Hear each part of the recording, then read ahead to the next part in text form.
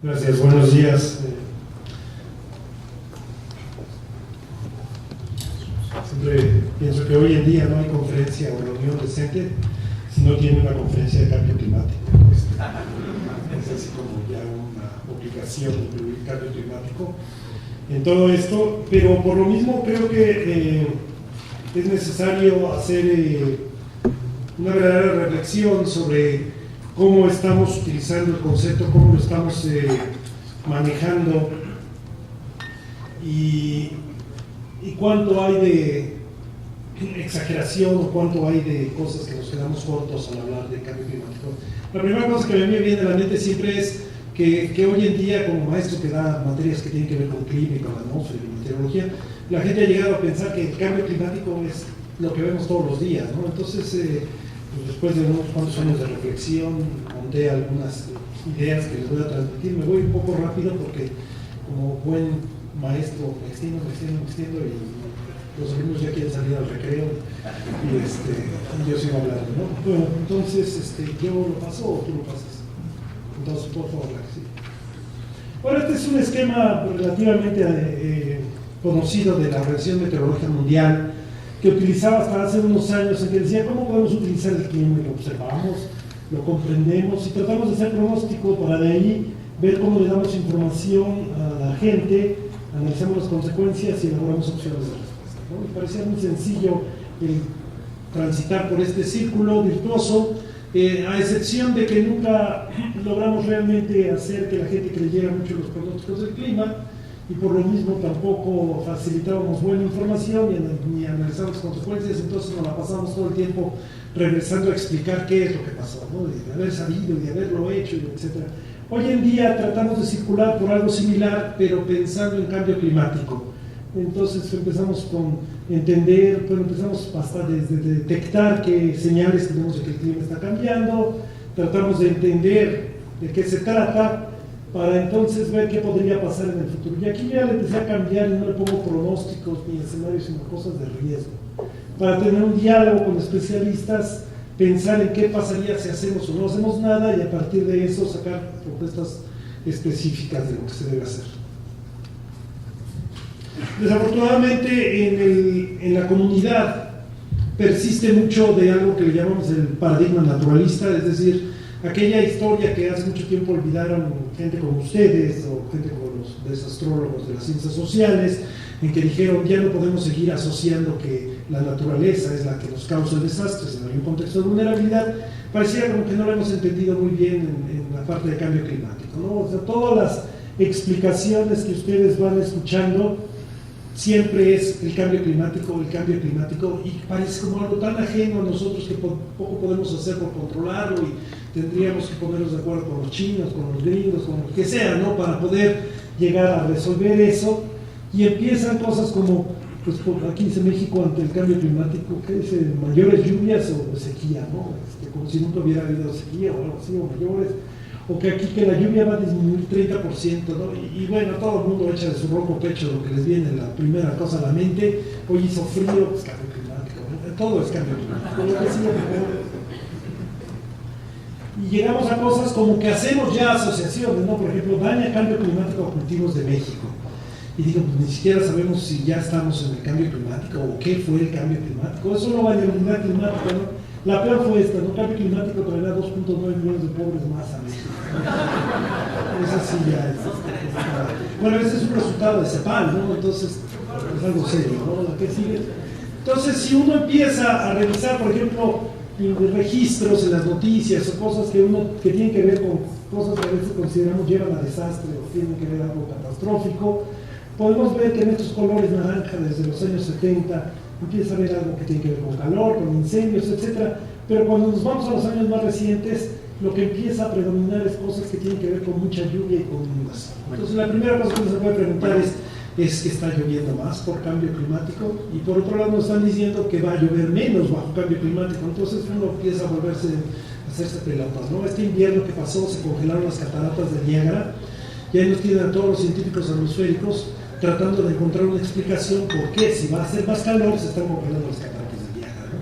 Eso es parte de toda esta complicación que empezamos a tener aquí, por favor. Y mientras tanto, bueno, ustedes siguen viendo cosas como esto, ¿no? Manuel e Ingrid, ¿no? Que les comento ahí a los colegas que la tentación inmediata de todos los organismos oficiales es a buscar una respuesta. Es que nunca había habido dos huracanes al mismo tiempo. Bueno, sí había habido. Es que nunca había llovido así como... Bueno, sí había llovido. Bueno, o sea, buscamos nuevamente atender al paradigma naturalista sin reconocer toda la parte de contexto de vulnerabilidad y a partir de eso reconocer que son muchas las cosas que tenemos que hacer. Este es un gráfico que hice para una publicación que tenía que ver con el sistema de alerta temprana. Creo que hablaron sobre eso en la mañana. Yo lo único que reconocí en el trabajo que hicimos dentro de Senapred fue lo siguiente. Esto es la parte que se ve como morada, atrás oscuro, es antes de que echaran a andar el sistema de alerta temprana de ciclos tropicales, eso, que echaran, porque yo me siento responsable de ese sistema. Y entonces aquí están en barras, por ejemplo, cuánta gente se podía morir, que eran muchísimos. Y después de que echan a andar el sistema de alerta temprana, como que se reduce, por lo menos en un orden de magnitud, la cantidad de muertos, ¿no? Lo cual tiene que ver con qué hacíamos. No es que los huracanes hubieran desaparecido, ¿no? Es que se hicieron acciones ya con el sistema de alerta temprana, pero lo preocupante es que nuevamente a partir de estos años empiezan nuevamente a crecer estas barras, y lo más grave es, por ejemplo, Manuel e Ingrid, y entonces uno dice que empezó a dejar de funcionar el sistema de alerta temprana ante los ciclones tropicales. Bueno, empecé yo por curioso y metiche a rascarle un poco qué habían hecho y me encontré en los documentos en que a partir de este año alguien decidió que automatizar el sistema de alerta temprana pues no tenía mucho chiste, que teníamos que recurrir a la opinión del experto meteorólogo, que era al final de cuentas el que tenía que definir cuál era el nivel de alertamiento. A partir de que le metimos esa subjetividad al sistema de alerta temprana, se nos vuelve a disparar la parte del número nuestro. Esto llegó al clímax con Manuel e Ingrid, y entonces fue cuando tuvimos que volver a revisar, y hoy estamos rehaciendo ese sistema de alerta temprana con una serie de errores desde mi punto de vista que me sorprenden. Pero el mensaje aquí es esencialmente que si bien tenemos esta parte de peligro, y ustedes saben la receta perfectamente, tenemos que hacer referencia a este contexto de vulnerabilidad. No podemos hablar solamente que el cambio climático es el que va a generar el riesgo y lo va a generar en un desastre, sino que tenemos que ir viendo cómo esto evoluciona. Entonces, en los últimos años me di a la tarea de ver cómo estamos haciendo ese trabajo de contexto de vulnerabilidad. Y llega uno a la conclusión de que hay muchas propuestas, pero a lo mejor por la formación que yo recibí en materia de modelación, digo, si el modelo no lo valido por la parte histórica, pues queda como un modelo. Y uno llega y se encuentra fotos instantáneas de que esta es la vulnerabilidad, y uno dice, ¿y por qué? ¿Y dónde está su dinámica? ¿Y dónde están los factores? Etcétera. Entonces, la otra cosa que quise cambiar un poco, hablando de cambios, no hablar tanto de cambio climático, porque lo primero que le viene a la gente es este proceso de calentamiento y que todo es cambio climático, sino de un clima cambiante que abarca adicionalmente la variabilidad climática. Y eso requiere de revisar desde qué queremos decir por peligro o amenaza o vulnerabilidad y cómo los usan indistintamente, también requiriendo un poco de precisión. Es la que sigue, por favor. Por ejemplo, normalmente el cambio climático dice, bueno, han aumentado las emisiones de gases de efecto invernadero, la concentración de estos gases en la atmósfera ha aumentado y eso ha llevado a que la temperatura vaya subiendo con variaciones asociadas a la parte de la variabilidad. Todo bien, pero lo que nos hace daño no es precisamente los valores medios, sino lo que nos hace daño son algunas de esas variaciones en ese contexto modulado por esos valores medios. Uno de los grandes resultados del IPCC, que diría yo fue la causa por la que le dieron el Premio Nobel de la Paz, es que lograron juntar resultados de los científicos en donde encontraron que ese calentamiento de la elevación de la temperatura promedio global del planeta solo se podía explicar si considerábamos en los modelos, en todas las simulaciones, la actividad humana de emisiones de gases de efecto invernadero. Es decir, no tan solo se hace una detección de que el planeta se está calentando, sino se hace algo muy importante que le llamamos atribución. O sea, encontramos dónde está la causa para explicar el comportamiento de la temperatura promedio del planeta. Podría entrar en los detalles, no es necesario, pero lo que se llegó a la conclusión fue que solo podíamos explicar ese calentamiento con el aumento en la concentración de gases de efecto invernadero. Es decir, el planeta, no hay duda, en su temperatura promedio global lo estamos calentando los humanos. Ahí no hay mucha duda. El problema viene cuando tratamos de hacer cosas que tengan que ver, por ejemplo, con la precipitación. Ahí no hay ningún ejercicio de atribución todavía. Es más, entendemos muy poco y les voy a tratar de mostrar por qué. ¿La que sigue? Bueno, siguiendo con la temperatura, por ejemplo, la temperatura máxima tiene cosas muy importantes, por ejemplo, en salud, ¿no? En salud, este es un diagnóstico que hicieron unos colegas y que empiezan a ver estación por estación, las que son naranjas es donde está subiendo la temperatura máxima, como una tendencia. Y dicen, bueno, pues esto es parte del calentamiento del planeta. Sí, pero en estos meses, por ejemplo, ¿por qué está al revés? Las temperaturas máximas ya no son tan máximas. Sí, se supone que se está calentando el planeta. Y esto es que estamos haciendo detección, pero no estamos haciendo necesariamente atribución. ¿La que sigue, por favor? Y mucho del problema es si usamos valores medios, ¿no? O solo tendencias de los valores medios. Y por ello digo, en realidad tendríamos que pensar en el clima como esta función de distribución de probabilidades, ¿no? Todo el mundo hace referencia a que el clima es solo el valor medio, ¿no? El clima también es su variabilidad y los valores extremos. Y a decir verdad, esto es lo que más nos interesa. Y entonces uno puede pensar en cambio climático de forma mucho más seria. Si uno piensa en cualquier cambio que esa función de densidad de probabilidades está cambiando. O sea, si por ejemplo yo le muevo solo la media, ya tengo cambio climático y eso automáticamente me lleva a que los extremos sean más extremos. O si lo que cambia es la varianza, también es cambio climático, aun y cuando yo no encuentre cambios en la media. Ahora, si las dos cosas están variando, entonces voy a tener extremos más extremos. ¿Qué consecuencias tiene esto? Lo que sigue, esto solo a la parte de detección. Pues, por ejemplo, hay lugares como Mexicali, donde se muere mucha gente, desde mi punto de vista, otra vez, por el calor. Entonces, aquí tomo una serie de datos desde 1970 al 2010, 11, algo así, y entonces pongo los valores de la temperatura máxima.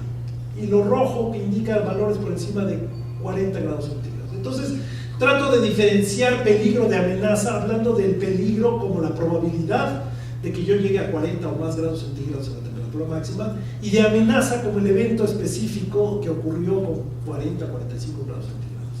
Esta diferenciación me lleva a, si yo calculo el riesgo con peligro, entonces puedo definir medidas estructurales. Si yo empiezo a calcular el riesgo con amenazas, entonces tengo que hacer medidas coyunturales, como los sistemas de alerta temprana y las acciones que vienen asociadas. ¿La que sigue? Aquí están, por ejemplo, algunos datos para el caso de México. Si yo fijo un valor umbral para hablar de noches y días cálidos, entonces lo que noto es que van a la alza.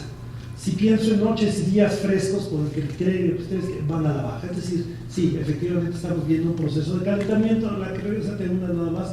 Por ejemplo, empieza más temprano la temporada de calor y termina más tarde, en lugares como Nayarit.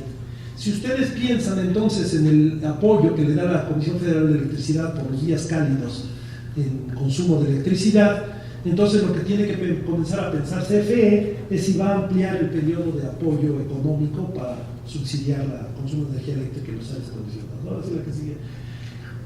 Ondas de calor en la ciudad de Mexicali, ustedes pueden ver que aquí bajaron en estas décadas, pero después de ese día ha ido aumentando. Y entonces, pues, calentamiento global, cambio climático. Pero puede ser que tenga que ver mucho más con un proceso local que se llama isla de calor. Y esto me parece ahora relevante porque es otra forma de cambio climático, que no necesariamente es esa parte global. La urbanización genera cambio climático. El caso más extremo es la Ciudad de México. Si ustedes ponen datos de la Ciudad de México, temperatura, durante el siglo XX, la temperatura en promedio anual ha subido del orden de 3-4 grados.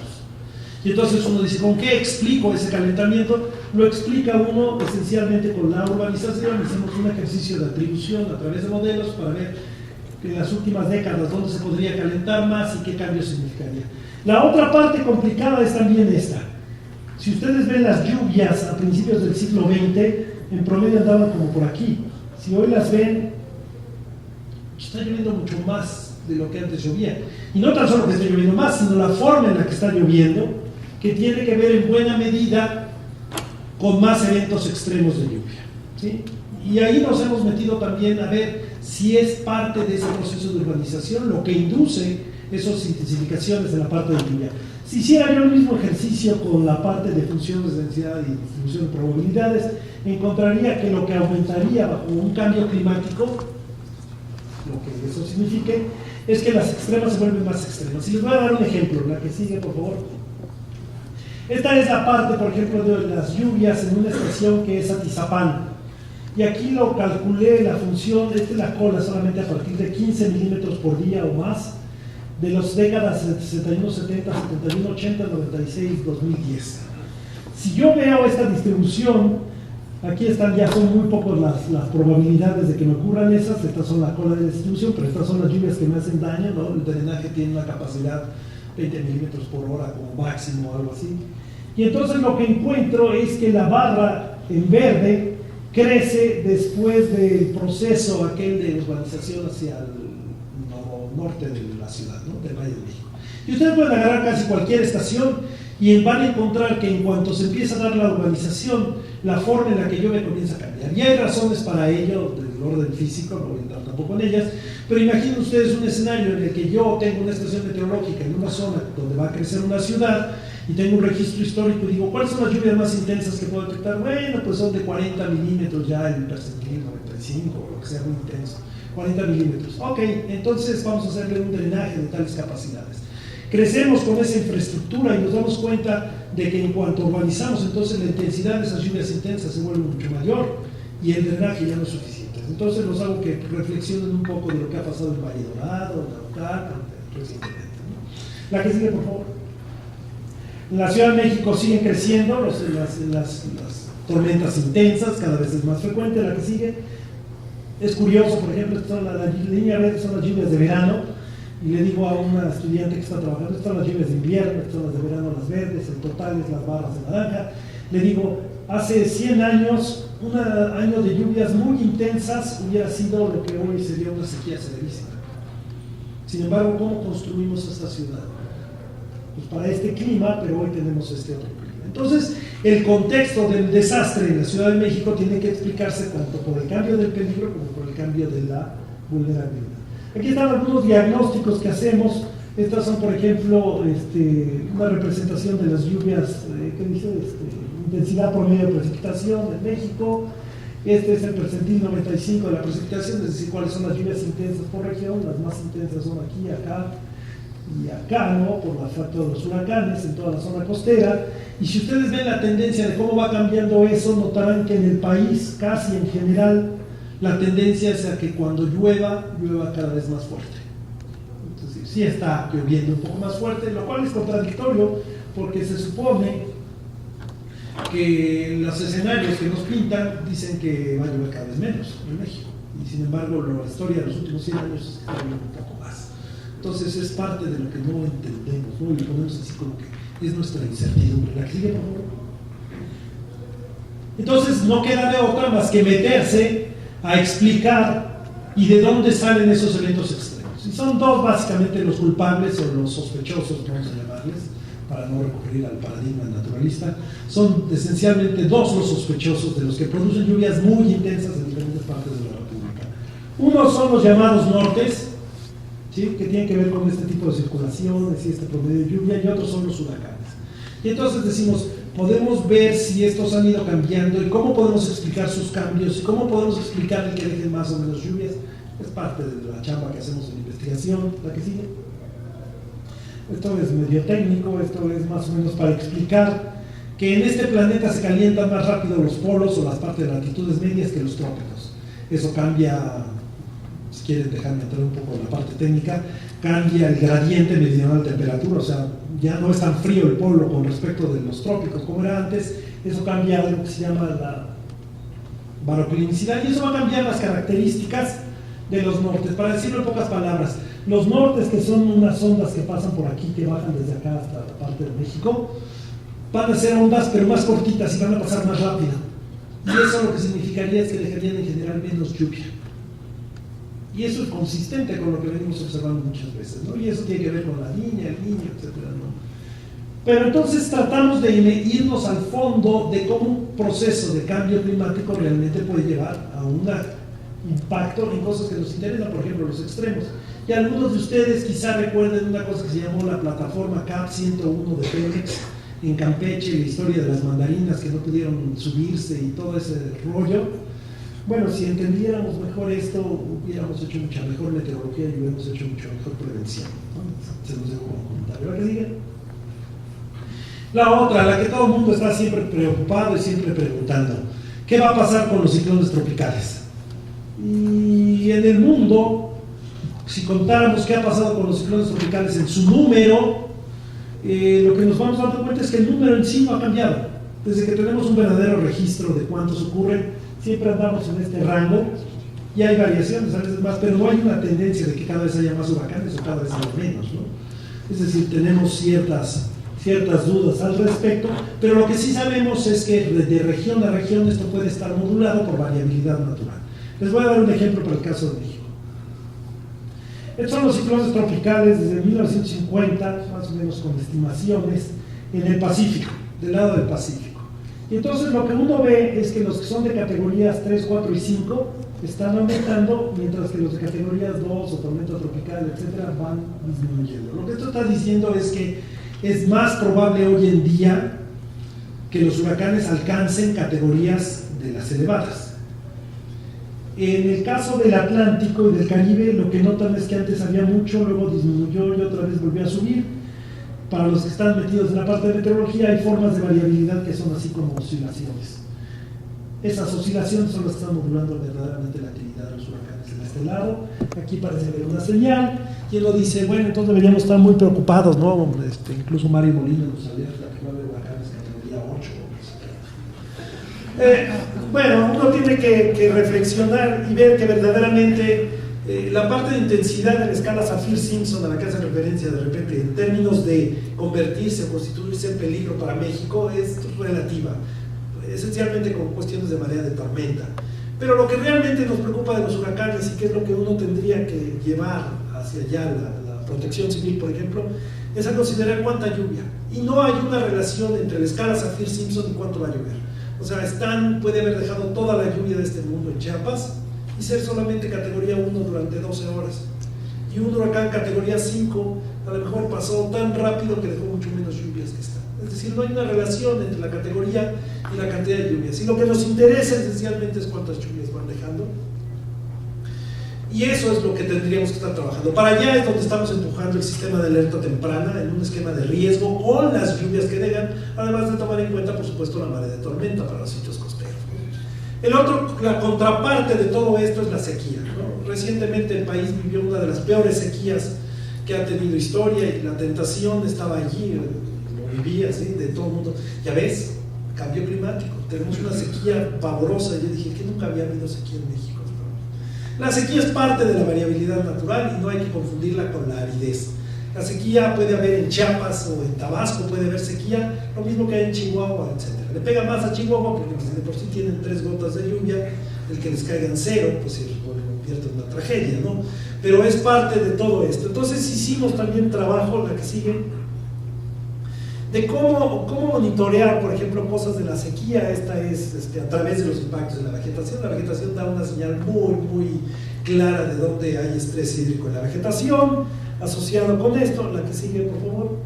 Y entonces decimos, bueno, eso nos lleva a hablar esencialmente de sequía meteorológica, de sequía hidrológica, sequía agrícola, que todo el mundo lo sabe, y el mensaje aquí es que aquí hay intervención en el manejo del agua, mientras que aquí es un proceso natural. ¿La que sigue? Y parte del estudio de lo que encontramos es que esas sequías, las sequías más intensas que ha vivido este país son en los años 30, que coincide con lo que se llama el Dust Bowl en Estados Unidos y la depresión y toda esta sequía, o la sequía de los 50, que es quizá la más prolongada y también intensa en México, y la sequía de principios de los 90, que no pudimos pagar el agua a Estados Unidos en los convenios de los acuerdos del 44, etc. Pero lo interesante es que cuando hay sequía en esta parte parece llover un poco más por acá abajo, parece llover un poco más por acá abajo. Bueno, así como hay esto, hay el reverso de la moneda, ¿no? Hay periodos que son muy lluviosos en el norte que coinciden con la parte más seca. Es decir, no es totalmente aleatorio y mucho menos impredecible la sequía. Mis colegas a veces en Conagua dicen, es que no podemos hacer nada porque la sequía es impredecible. No, todo es predecible, puedes hacer malas predicciones, pero todo es predecible. El chiste es tratar de hacer buenas predicciones, ¿no? La que sigue. Y ahí nos metimos a explorar, por ejemplo, este es cómo se veía el patrón de sequía de acuerdo a la Conagua, que costó un montonal de dinero a los aseguradores, a los agricultores y a todo el mundo.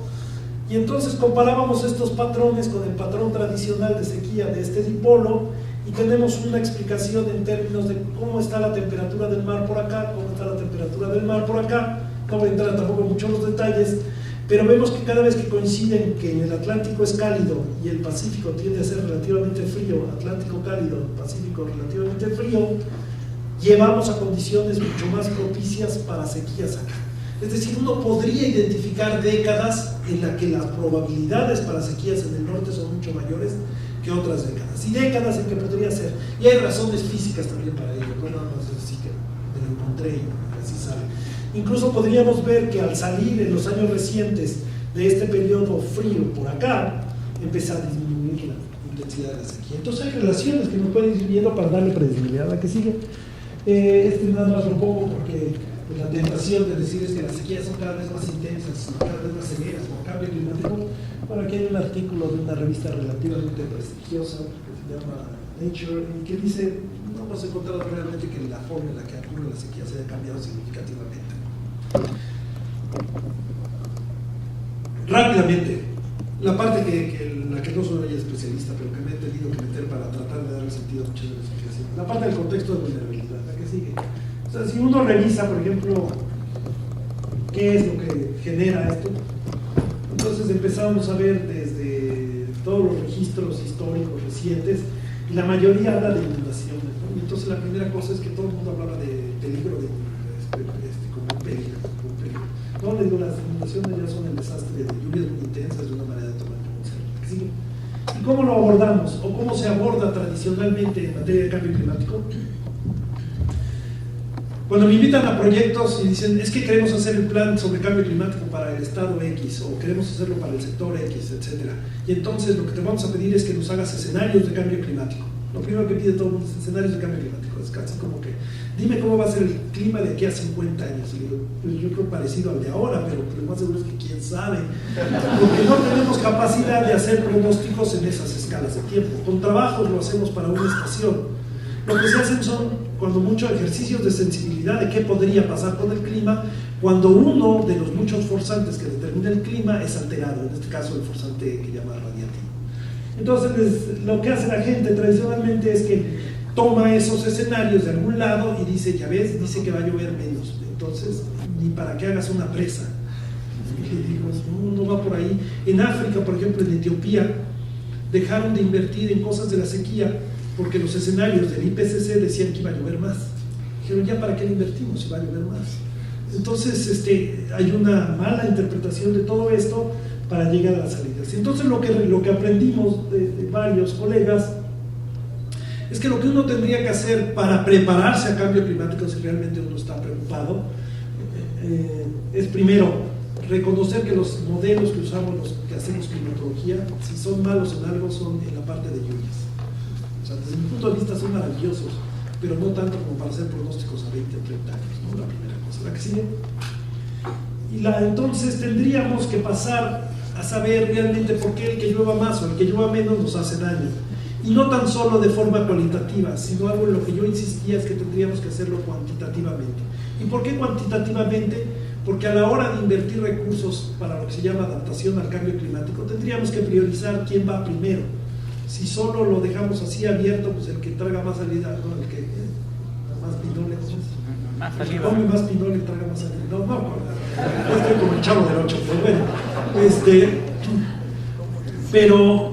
Pero entonces no sería un criterio muy objetivo. La que sigue, por favor.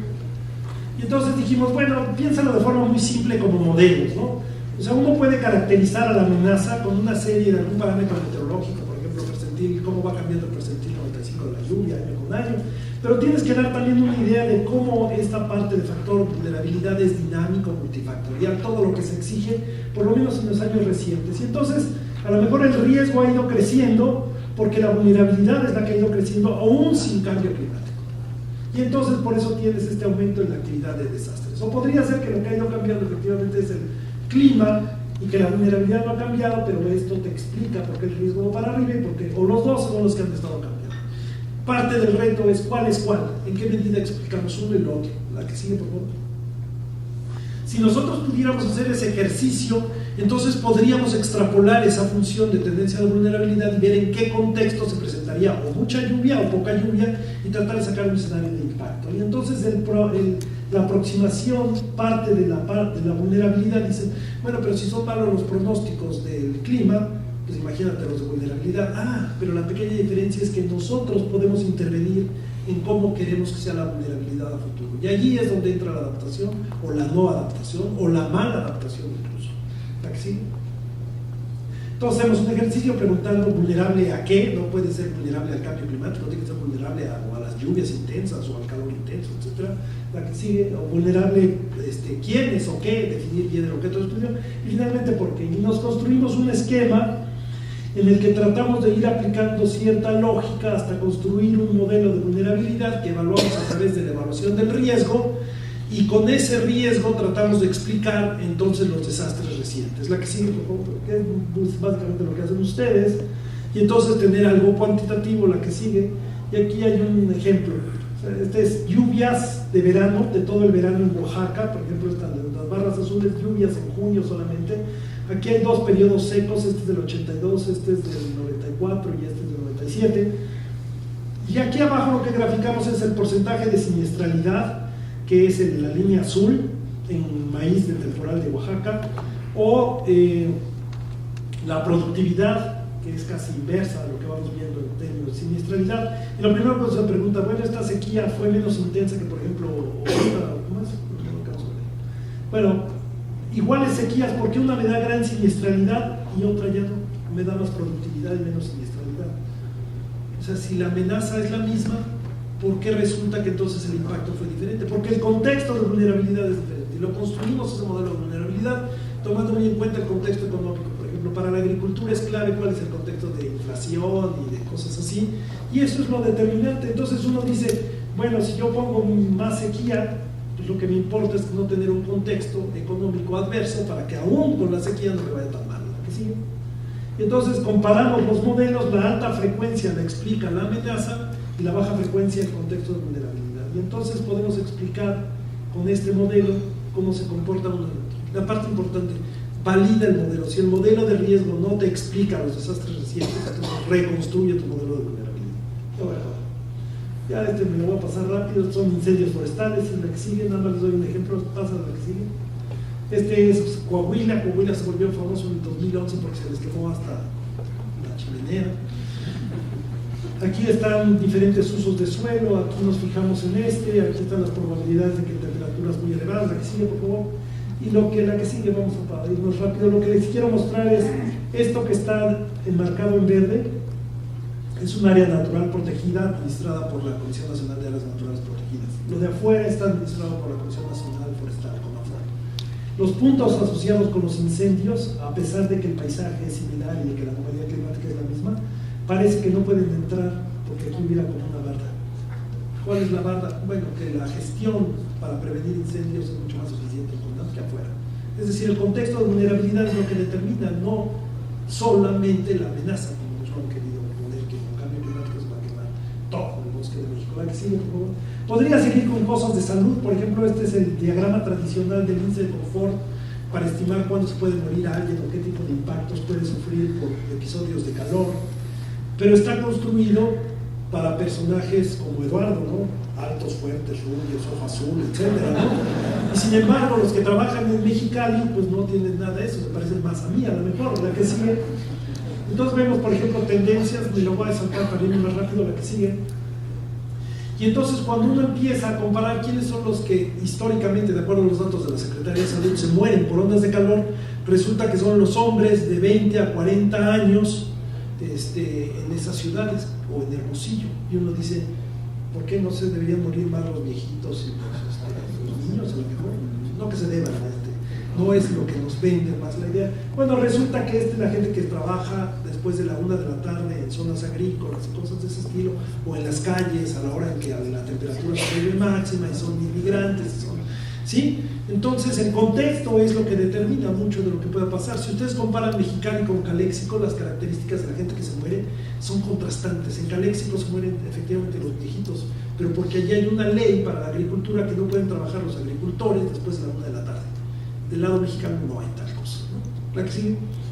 Y entonces dije, bueno, si me preguntaran, que no me lo han preguntado, pero yo todo me lo dicen, ¿cómo tendría yo que tratar de modificar este esquema para adaptarlo de acuerdo por lo menos a los datos, a qué tipo de distribución tendría esta función ahora sí para gente de 1,70 de estatura, de 80 kilos de peso, de morenos, etcétera, más mexicanos, digamos. O sea, depende de la constitución física para ello.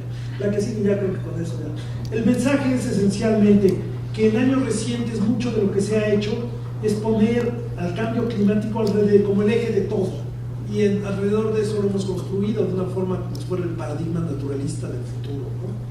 Mientras que lo que debiéramos hacer es considerar a todos los problemas ambientales con igual peso o incluso algunos más, la que sigue, ¿no? Hay allí una cosa ahí, entre las primeras que les mostré decía algo así, cambio climático, un negocio asegurado. Hay toda una serie de artículos sobre cuál es el papel que juegan los grandes bancos en este interés de cambio climático. O sea, realmente les preocupa que estemos muy expuestos a cambio climático. ¿Qué hay detrás de eso? Bueno, algún día les paso estas revistas si quieren. Ajá. La que sigue. Y entonces lo que tendría uno que hacer es regresar a pensar en cómo estamos manteniendo todos esos proveedores de servicios ecosistémicos y cómo están siendo amenazados por diferentes factores, no tan solo por cambio climático o el clima cambiante, sino por muchos más, ¿no? Entonces la reflexión es, hay que ir más a profundo sobre la parte del riesgo ante cambio climático si uno quiere verdaderamente tratar el problema con seriedad, y tiene que ver mucho con el modo de desarrollo.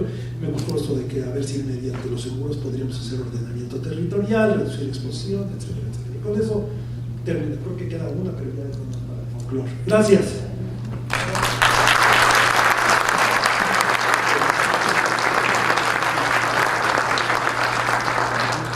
Preguntas.